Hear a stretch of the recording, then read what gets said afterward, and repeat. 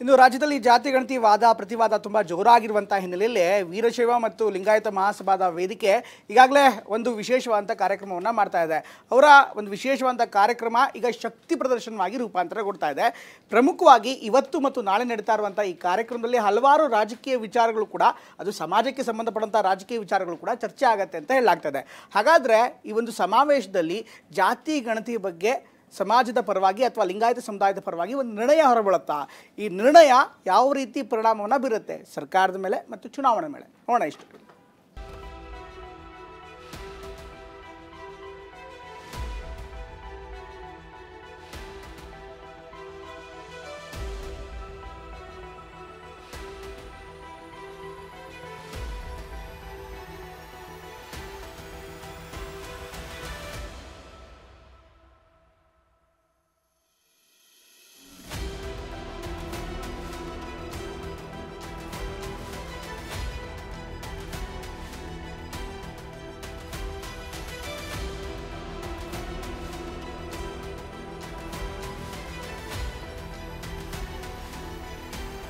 ಬೆಣ್ಣೆ ದೋಸೆ ನಗರಿ ದಾವಣಗೆರೆಯಲ್ಲಿ 2 ದಿನಗಳ ಕಾಲ ನಡೆಯುವ ಅಖಿಲ ಭಾರತ ವೀರಶೈವ ಮಹಾಸಭೆಯ 24ನೇ ಮಹಾ ಅಧಿವೇಶನ ಆರಂಭವಾಗಿದೆ.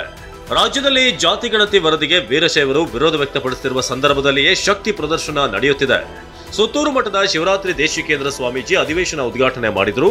ಶ್ರೀಶೈಲ ಪೀಠದ ಡಾಕ್ಟರ್ ಚನ್ನಸಿದ್ದರಾಮ ಸ್ವಾಮೀಜಿ, ವೀರಶೈವ ಮಹಾಸಭಾಧ್ಯಕ್ಷ ಶಾಮನೂರು ಶಿವಶಂಕರಪ್ಪ ಸೇರಿದಂತೆ ಪ್ರಮುಖರು ಭಾಗಿಯಾಗಿದ್ರು. ಇದಕ್ಕೂ ಮುನ್ನ ಶಾಮನೂರು ಶಿವಶಂಕರಪ್ಪ ಮೆರವಣಿಗೆ ಮೂಲಕ ಕಾರ್ಯಕ್ರಮಕ್ಕೆ ಚಾಲನೆ ನೀಡಿದರು. ಮೆರವಣಿಗೆಯಲ್ಲಿ ಸಚಿವ ಈಶ್ವರ್ ಖಂಡ್ರೆ ಭರ್ಜರಿ ನೃತ್ಯ ಮಾಡಿದ್ರು.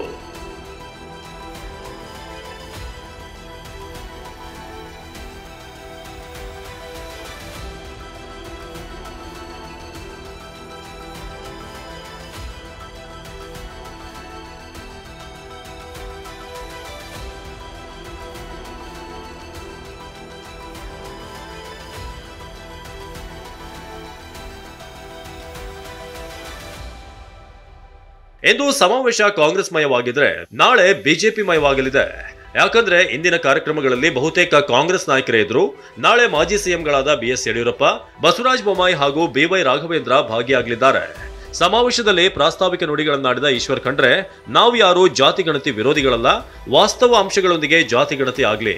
ಒಬಿಸಿಗಳಿಗೆ 22ರಷ್ಟು ಮೀಸಲಾತಿ ಇದೆ, ಆದರೆ ಹಿಂದುಳಿದ ವರ್ಗದ ಪಟ್ಟಿಯಲ್ಲಿ ಲಿಂಗಾಯತರ ಹೆಸರು ಬಿಟ್ಟು ಹೋಗಿದೆ. ಕೇಂದ್ರದ ಒಬಿಸಿ ಪಟ್ಟಿಗೆ ಸರ್ವ ಲಿಂಗಾಯತರು ಸೇರ್ಪಡೆ ಆಗಬೇಕು ಅಂತ ಹೇಳಿದ್ರು.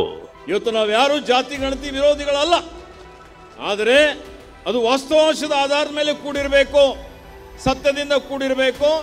ಮತ್ತೆ ಅದನ್ನು ಇವತ್ತು ಜನಗಣತಿ ಮಾಡುವಂಥ ಸಂದರ್ಭದಲ್ಲಿ ಇವತ್ತು ಎಲ್ಲರನ್ನು ಅನೇಕ ಒಳಪಂಗಡಗಳನ್ನು ಸೇರಿಸಿಕೊಂಡು ಎಲ್ಲರಿಗೆ ಅದರ ಬಗ್ಗೆ ಸತ್ಯಾಸತ್ಯತೆ ಬಗ್ಗೆ ಅರಿವು ಮೂಡಿಸಿಕೊಂಡು ಇವತ್ತು ಯಾವ ಸಮುದಾಯದ ಸಂಖ್ಯೆ ಎಷ್ಟಿದೆ ಅಂತೇಳಿ ನಮ್ಮಲ್ಲಿ ಸುಮಾರು 90-100 ಒಳಪಂಗಡಗಳಿದ್ದಾವೆ. ಎಲ್ಲರಿಗೂ ಸೇರಿಸಿ ವೈಜ್ಞಾನಿಕವಾಗಿ ವಾಸ್ತವಾಂಶದ ಆಧಾರದ ಮೇಲೆ ಇವತ್ತು ಅದನ್ನು ಪರಿಶೀಲನೆ ಮಾಡಿ ಇವತ್ತು ಸತ್ಯಾಸತ್ಯತೆಯನ್ನು ಅರಿತುಕೊಂಡು ಹೊಸದಾಗಿ ಜಾತಿ ಗಣತಿ ಮಾಡಬೇಕು ಅಂತೇಳಿ ಮಾನ್ಯ ಮುಖ್ಯಮಂತ್ರಿಯವರಿಗೆ ನಾವು ವಿನಂತಿಯನ್ನು ಮಾಡಿದ್ದೇವೆ. ಜಾತಿ ಗಣತಿ ಹಾಗೂ ಲಿಂಗಾಯತ ಅಧಿಕಾರಿಗಳಿಗೆ ಪೋಸ್ಟಿಂಗ್ ಸಿಗುತ್ತಿಲ್ಲ ಎಂದು ಸ್ವಪಕ್ಷದ ವಿರುದ್ಧವೇ ಶಾಮನೂರು ಶಿವಶಂಕರಪ್ಪ ಮತ್ತೆ ಆಕ್ರೋಶ ವ್ಯಕ್ತಪಡಿಸಿದರು. ನಾಳೆ ಮುಕ್ತಾಯವಾಗುವಂತ ಅಧಿವೇಶನದಲ್ಲಿ ಮಹತ್ವದ ನಿರ್ಣಯ ಕೈಗೊಳ್ಳುವ ನಿರೀಕ್ಷೆ ಇದೆ. Bureau report, TV9.